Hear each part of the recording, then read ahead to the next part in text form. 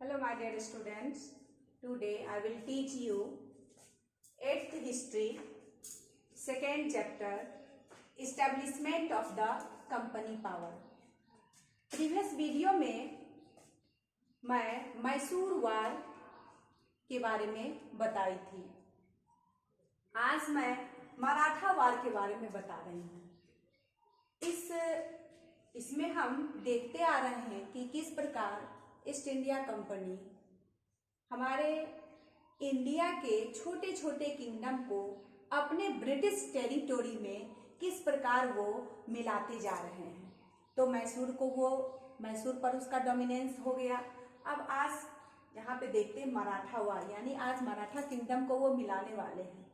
कहता Maratha had become very powerful by the middle of the 18th century. 18th century के मध्य में मराठा एक पावरफुल किंगडम था, but they ripped a setback when they were defeated by the Afghan ruler Ahmad Shah Abdali in the third battle of Panipat.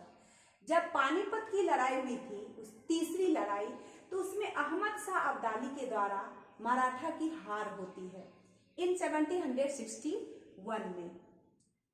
At that time Peshwa was the head of the Maratha confederacy. उस समय पेशवा जो था उस Maratha confederacy का ये head बना हुआ था।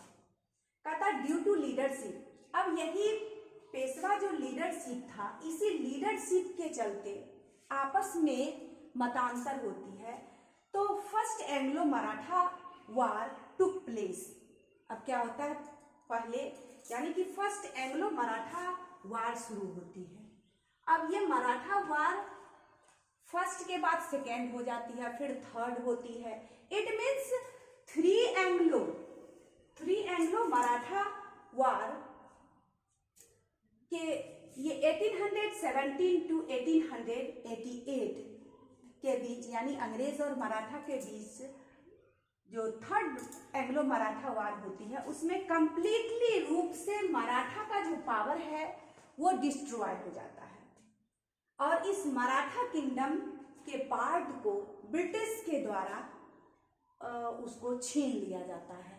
इट मीन्स मराठा किंगडम अब ब्रिटिश टेरिटोरी के अंतर्गत मिला लिया जाता है। अब इसके बाद ये अपने एक्सपेंशन को, ईस्ट इंडिया कंपनी अपने एक्सपेंशन को रोकती नहीं है, फिर ये आगे बढ़ते जाती है।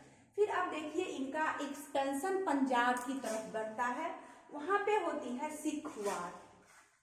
अब ये कहानी है ड्यूरिंग द डेज ऑफ बंदा बहादुर के समय में Punjab was divided into 12 small kingdom.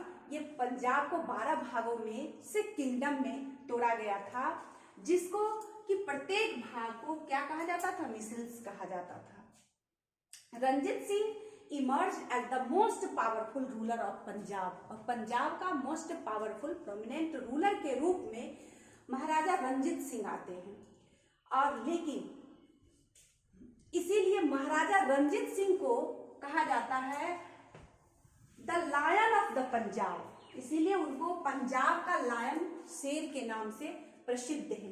लेकिन इनके मरने के बाद, कहता after the death of Ranjit Singh the youngest son Dilip Singh was put on the throne. जब उनके सबसे यंगेस्ट सन दिलीप सिंह को जब राजगद्दी पर बिठाया गया, तो आर्मी जनरल, जो एक भ्रष्ट आर्मी जनरल थे, उनके बीच में राजगद्दी को मतलब ले करके असंतोष का एक लहर फैल गया था पंजाब में। अब इसी पॉलिटिकल इंस्टेबिलिटी को तो अंग्रेज देख रहे थे और ये एक गोल्डन अपॉर्चुनिटी मिल गया अंग्रेज को, जिससे ये ब्रिटिश पंजाब को कंक्वर कर लेता है। इसमें भी 2 सिख एंग्लो वार होती है 1845 to 1849।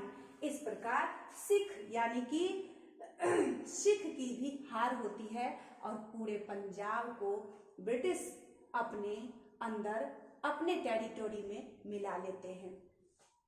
इस प्रकार हम देखते हैं कि किस प्रकार ब्रिटिश पावर हमारे इंडिया में बढ़ते ही जा रहा है। नेक्स्ट वीडियो में इसके नेक्स्ट एक्सपेंशन के बारे में बताऊंगी। धन्यवाद।